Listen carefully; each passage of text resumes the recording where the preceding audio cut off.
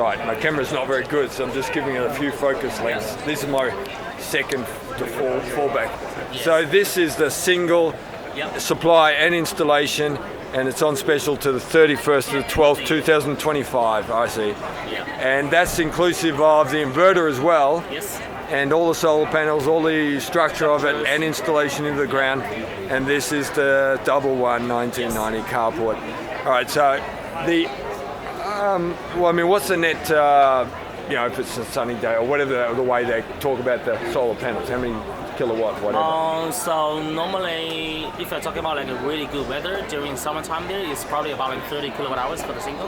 30 kilowatt hour for a sunny day, yeah. And then there'll be about like 50 kilowatt hours for the double.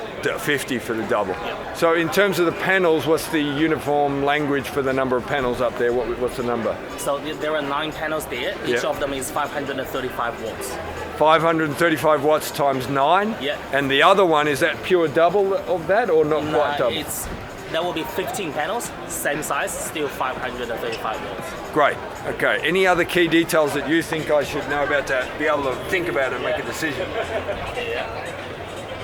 It's just a kind of like a simple website page there. But other than that, well, it's waterproofed. So that's the reason why it's a carport. Yeah. So there's no water dripping or anything. Yes. And technically, if you're in the metro place, you probably need council approval. Council approval, right, of course. It's a permanent structure. Of course, I didn't think of that. Great to tell me, yeah. Yeah, so there are 2 things as kind of like a mandatory for that. First is the certificate of the structure. Certificate of structure? We already have that. That's the reason why we can sell that to the customer. They've already got it. Pass. Second is the site plan. Site plan. So site plan would include the whole thing, like for example, the dimension of the things you have been installed. Yes. How far is the way from the boundary, from the fence, what is the height. Yes. And it has to be signed by a licensed builder. Licensed builder? Yes. So why would they have any relevance? Because this group is installing it and I don't want to hire somebody else who's going to burn me money. So normally the end user would rely on the installer to get a licensed builder to sign off everything. Because that's actually sometimes people just don't give a shit about like council approval. Yeah. But sometimes they do care. Yeah. So it's kind of like an option. Ah. Yeah. Okay. Right. So and you, if you've had any actual experience with this, if you've got a property. My parents, in this very moment, there's a property alive who want to buy it, but they've got a good spot for this, but it's really very forward in the property. So generally they don't let, even though it's a carport, they're not going to let it come right to the front, yeah? Probably. Not really. Okay, I mean, probably. like, this is kind of like, you find the price, you can literally just put it in. Yeah. It doesn't really need to be we've got customer put it at the backyard. If you can get it on the side. Okay, it's a pergola, forget the car bit, Yeah. Okay, of course, you can put a table underneath it. Yeah. And then you're just doubling up, you've got an undercover area and you're getting your solar done. Yep. Yeah, and you're getting away from the shadows. The higher you get away from the tree shadows, so it can work for certain backyards. The lowest point of that part is kind of like 2 meters. Yeah. But the height is adjustable, so you can bring that up to 2.5. 2.5 it can get up to. The lowest part can get to 2.5, and the highest part would likewise 3.5. So that's actually over the gutter normally. Okay, great. Because gutter is normally about like 2.3 meters. Yeah. So in that case, you won't get any shading, even you have a kind of like triangle. Excellent. Above the roof there. All right, I would have led with that as one of the key things. That's really interesting. Has been a good design and thinking it through, and to broaden the application fit. That's really good. I didn't even think of that, but that's great. Where is the adjustability?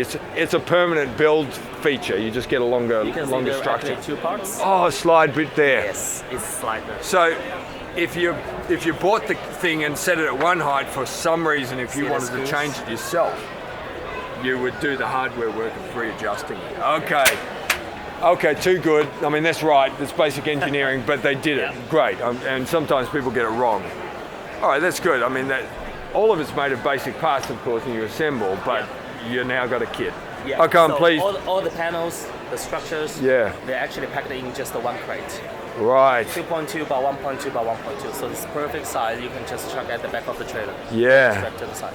Now, you started saying something where you are the one that you're GOODWE from wherever you come from, and you did all of this. This is the hardware, and then somebody local is the installator. That's what you said. I'm just checking. Yeah. So, yeah, right. I get it. That's so what you do. Like that's from what the you do. manufacturer end, we won't be able to deal with the end user. Sure. You're not here in the big coverage. Yeah, but there are actually someone who has the experience installing this. That's right. Yeah, so we kind of like, for example, UMax is actually headquartered in Sydney there. Yeah. But they do know someone here in Melbourne. Yes. And in Queensland, we have other partners. Yes. We can also do the installation for the end user. Okay, I'm glad I found you, and that's what we come to the show for. This type of thing where I wasn't even thinking heavily down this line.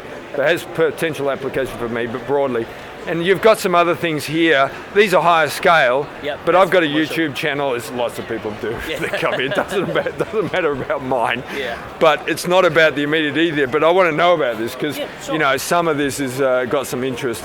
And it's not about today, of course. It's about the long term where this, a lot of new builds of houses is where the most application. You guys know that. You don't need to tell me. New build, renovation. The sort of forceful, very expensive adjust. That's not where the sales are. But think of all the young people coming through building a new house, and you just say, look, I'll do it this way, and it's the same money they would have spent doing something else, and they get it done better. Yeah. Sometimes just doesn't want to have anything on the roof. Because once you do rooftop solar, there you're gonna do penetrations, right? Sometimes people would have concern on water leakage, so they want to keep the roof as original. Okay. And sometimes people I want a carport because I want a shading for my car. Because my garage, we never use the garage as the garage. It's always storage room, entertaining room, those kind of things here. Yes. So you park the car on the driveway, and then under the sun, after a couple of kind of like years there, you're gonna have like really bad kind of internal damage on the car there. Yes. So you're gonna get the shading structure anyway. Yes. So why not just get the solar on top? Yes. Just one stone, two birds. Yes. And then you'll be able to enjoy the solar generation, and then you can use that for the to power the house. Yes. And you'll be able to get a rebate from the government for the solar. Of course. So you're getting the kit, but they'll go and count all of those solar panels and get some rebate. Yeah. And that's not included in that price there. That's already included. So it's already everything included. is in the pack. So the government rebate is included in that price, so it won't get better in the end. Okay, thank you for clarifying that. All right, you took me through it because I've got some line of perspective of what, and the thinking it through, but other things that you mentioned, that was very good. You really did a great job. And if you're sort of giving me everything, I won't labour it any further, but I like the usefulness of this in parallel with other things. You know that it's got a place. There'll be all sorts of different things people do, and it's limited, but this does actually have a place. This is what we do. You taught me. Because we listen to the customers, and we know that where's the market demand. Yeah. And then we come back, and then we try to develop the kind of like solution for that. Yeah. And then we bring that back to the market. Yeah, okay. All beside the point, but if you got some pull in the company, I know it's minor, but these things and it's potentially not some special thing that your company can do better than anybody else. I want galvanized steel, right? You've got an aesthetic with the black, but the powdered paint or whatever, over the decades it comes off, it's air pollution and stuff. I know it's a minor, it's not for today, but if you did all this in galvanized steel, it's a different net look and it could work. Think about it over the long term. But commercial one, we are using galvanized steel. In the body. This is aluminium. All in the poles and stuff like that. This is aluminium. Why is that? It's a stationary structure. There's some reason in your company you did it with that. Aluminium. Yeah. Why? It's strong enough and it's cost effective. And about the powder coating in Australia, the standard is about like 60 to 90 microns. Yeah. That's the depth. This one, 120. Right. Does that mean it holds better and doesn't break up? We go way beyond the standard is, so you can literally use it for coastal region with no problem. So over sort of like the long term, 20 years, it's not going to powder coat off like I've experienced. Okay. Now, steel is less expensive. If it's something like a vehicle, as we know, you want aluminium and magnesium even better. But if it's stationary structure, why wouldn't you just go with steel? You got a reason. I know you've got a reason. Why didn't they just do steel? For steel, you won't be able to do this kind of like a modular design. Because of the structures and also the materials, kind of like hardness. Yeah, okay. It's not really easy to do modular Very design technical detail about the material strength and how they interface and okay. You got an answer. The company knows what they're doing. I know that. And that's the reason why we use galvanized steel for the commercial. Right. Because you are talking about a massive volume. And then why is that better for cost? Because it's product lines capacity there.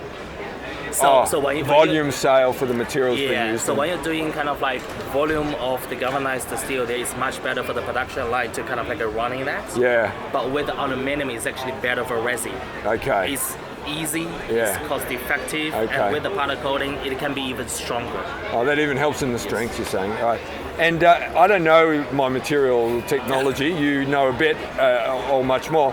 So aluminium is bare, just can't handle the weather, corrosion. You've got to cover it. Is that how it is with aluminium? Normally it should be like that. Even with galvanized steel, it's actually better to have just a bit layer. Oh, even that's not good enough. Yeah, but of course it depends on what kind of the chemical reaction you're going to have. So coastal versus other things and stuff like that. Okay.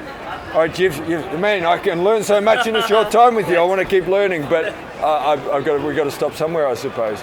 You're very good at what you're doing. You know a lot, and you taught me a lot. I really appreciate your input there. Thank you very much. See you. So this seems to be another poster. They are focused on advertising the more commercial.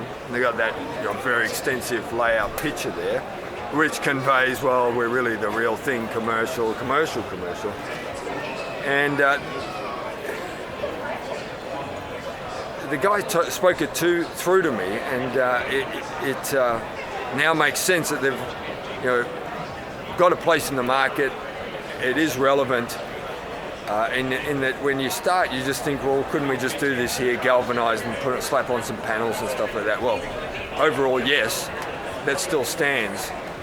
But it's, as with so many things, it's much more complex than just a start impression of what might be involved. And if they solve all the problems very well, and these guys know what they're doing, this sort of product has a place in the market. There'll be lots of other things, other ways you build things and set up your house for that version, where you're not going to go this way. But it does have a place, and so useful to know about.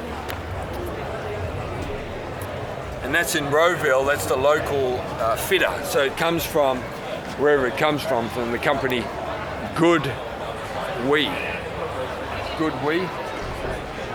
So they make the product kit and they bring it in, and then they've got a team of